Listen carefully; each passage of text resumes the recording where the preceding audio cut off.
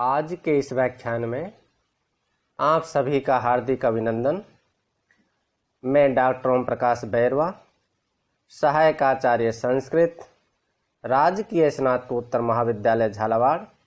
आज हम महाकवि कालिदास विरचित अभिज्ञान शाकुंतलम नाटक के पंचम अंक का अध्ययन करेंगे। कंचुकी कहता है, बड़े खेद की बात है कि अब मैं ऐसी अवस्था को प्राप्त हो गया हूँ। आचारित वहितेन मया गृहीता या वैत्र्यष्टिरवरोध गृहेषु राज्ञः काले गते बहुतिथे मम सैव जाता प्रस्थान विक्लव गतेरवलंबनार्था। आचार इति अभिहितेन मया गृहीता या वैत्र्यष्टिः अवरोध गृहेषु राज्ञः काले गते बहुतिथे मम सा एव जाता प्रस्थान विक्लव गतेः अवलंबनार्था। राज्ञः अवरोध गृहेषु आचार इति।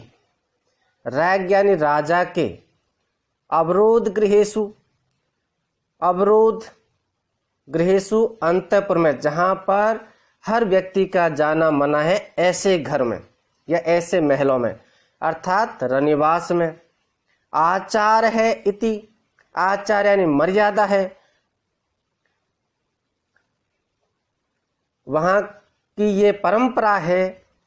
इति इस प्रकार अभिहितेन है, सावधानी से, मया मेरे द्वारा, या जो वैत्र्यष्टि, वैत्र यानी बैत, बांस की, यष्टि यानी छड़ी या डंडी, गृहीता ग्रहण की थी, सा एव है, सा यानी वह, एव यानी ही, बहुतिथे काले गते, बहुतिथे यानी बहुत, काले यानी समय के, गते यानी चले जाने पर, व्यतीत हो जाने पर, प्रस्थान विक्लव गते है, और प्रस्थान चलने में, विक्लव गते है, विकलता उत्पन्न हो गई है, अर्थात लड़खड़ाती गति वाले या चाल वाले, मम यानी मेरा, अवलंबनार्थ जाता, अवलंबनार्थ यानी अवलंबन, सहारा अर्थ यानी लिए, सहारे के लिए, जाता यानी हो गई है, ये मेरे सहारा बन गई है।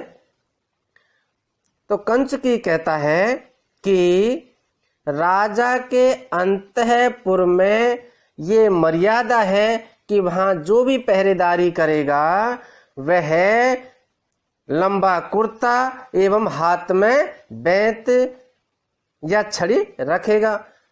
इस परंपरा का निर्वहन करते हुए मैंने युवावस्था में सावधानी से इस छड़ी को हाथ में धारण किया था।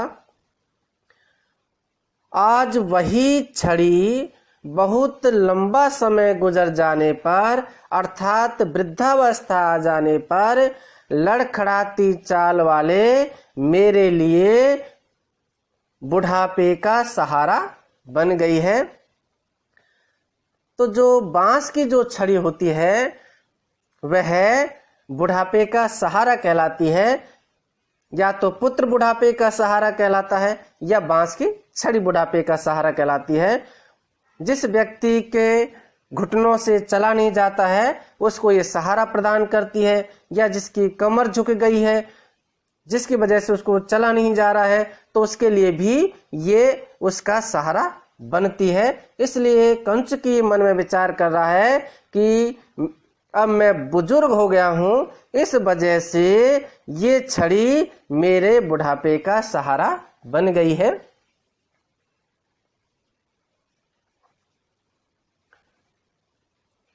इसमें वसंत तिल का छंद है और इसी से संबंधित तुलसीदास जी ने रामचरितमानस में बेंत की उपमा मूर्ख व्यक्ति के हृदय से इस प्रकार दी है। फूलहि फलहीन बेंत जद्यपि सुधा बरसई जलद मूरख हृदय न चेत जो गुरु मिलहि बिरंच सम।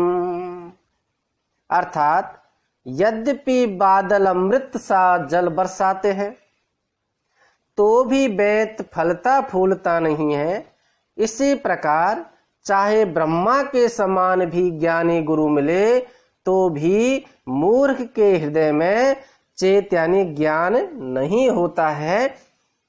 तो यहाँ पर जो बेंत है वो बांस के को काट करके बनाई जाती थी, या उसकी जो छड़ी या डंडा बनाया जाता था। तो आज जो कंचुकी सोचता है कि जिसको मैंने अपने जो मर्यादा के कारण धारण किया था, आज ही यह बुढ़ापे के कारण मेरा बुढ़ापे का सहारा बन गई है।